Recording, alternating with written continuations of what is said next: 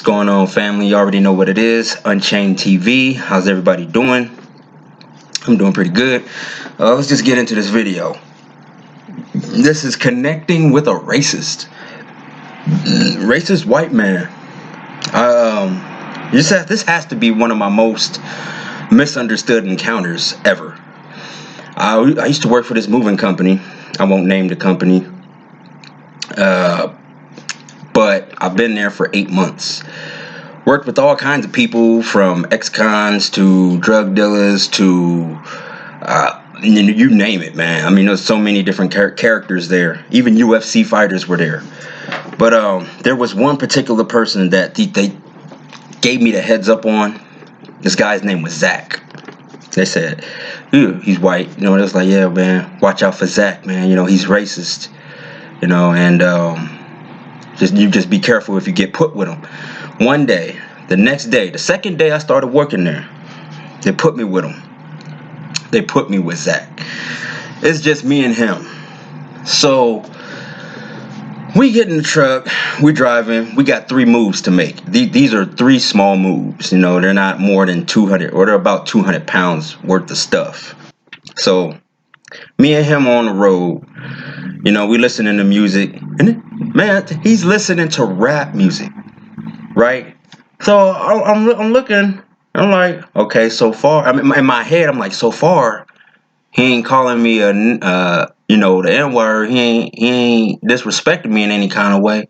So I'm still on my P's and Q's. I'm like, all right, so let's just see what's gonna happen.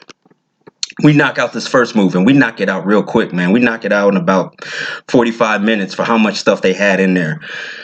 Get back in the truck, drive off. He's like, man, you work pretty good for a brother. And I'm like, thank you. You know, I was like, okay, all right. And we got to talking more. And the man just all of a sudden opened up to me.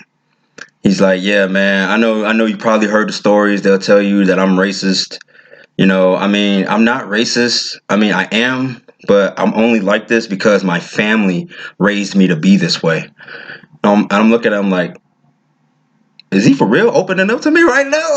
Like, oh, all right. I'm like, all right, man. You know, it's no problem, man. You know, that's just how it is. You know, if you were dealt that hand, you just had to play that hand. But he was like, yeah, man, but you don't understand, man. Like, my family, they taught me that black people were bad or evil people. And when I went out into the world and I seen it, you know, they were doing exactly what my families were talking about. You know, they disrespected me. They, you know, tried to size me up. They, you know, eyeballed me, stared me down, and tried to start fights with me for no reason. That's what made him believe what his family taught him to be true. And I'm like, well, damn, man. Yeah, that's pretty sad, bro. You know what I'm saying? It's sad. But he's like, yeah, you know, I'm really like not a bad guy, you know. I think you're cool, Baruch. Like you and another guy at the that we were working at. He was only cool with me and this other black dude. So he's like, he's like, yeah, you, Baruch, you're cool, and the other guy's cool, man. But like, the majority of black people I run into are just freaking wicked people, man. They just don't give a damn about nothing or nobody. And I'm just like, yeah, that's pretty much how they are, man. You know, I grew up around, you know, I said, like, I grew up in the projects. I already know how black people are, man. And I had to tell them, like, straight up, I was like, yeah, man, like, people like us, like, it's a small, like, 1% of us.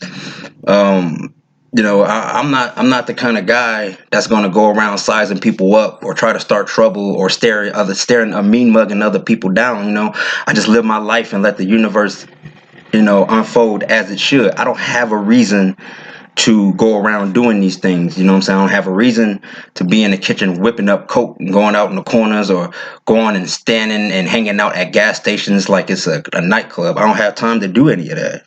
And I don't do any of that. And I told him straight up, I was like, bruh, that's the reason why. The reason why the black community don't like me is because I don't talk the way they do. Because I don't do the things that they do, because I'm not living up to their standards. That's why the majority of the black community don't like me. And I'm like, and he understood that. He was like, damn, really? I mean, I mean, you seem like a cool, decent guy. I'm like, yeah, I am a cool, decent guy, but when you talk like I do and you have knowledge and wisdom, I'm telling you, bro, it's hard for me to have a intelligent conversation with the majority of black men and black women. They think everything is funny in a game. You know what I'm saying? So I told him, like, yeah, it's all good, bro. Like, you good, man. I see that, your parents raised you to be that way. I know you don't want to be that way. It's all good. I understand where you're coming from. And he understood where I was coming from. And those who don't know, I'm black, Cherokee, and European. That's me. That's what makes me up. But yeah, so it was crazy to even interact and have that kind of conversation with someone who was labeled a racist. And he said he was, and he was only that way because his family brought him up that way. His family brought him up that way. He wasn't born racist. You know what I'm saying? And it's crazy. It's like this. When I used to live in Arkansas, man, I have ran into this racist black chick. Working at Burger King, and she came and she worked the window, came to me and was like, white people shouldn't do that." And I'm like, white people shouldn't do what? White people shouldn't listen to black music, like rap and stuff. She said that. And I was like, whoa. It was, to me, it was so ignorant. I just turned around and walked away. It was so ignorant. She really said that. A black chick said white people should not listen to black music. And then I had an encounter with Zach, the racist man, and understanding how he got that way. And, he don't want to be a racist. I'm just like, yeah, this world is definitely backwards. But this is one of the most misunderstood encounters, and just the connections of having talked to someone like this was just, it had to be done. I felt like it had to be done, man. The Most High don't put people in my path for no reason.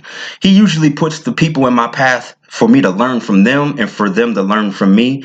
And that is exactly what happened on that truck on that day at that job. A racist white man talking and connecting with a black Cherokee European man. I'm not going to say full black, you know what I'm saying? But that's just me. This is Unchained TV. The Heavenly Father is always the truth. Baruch Shai, out.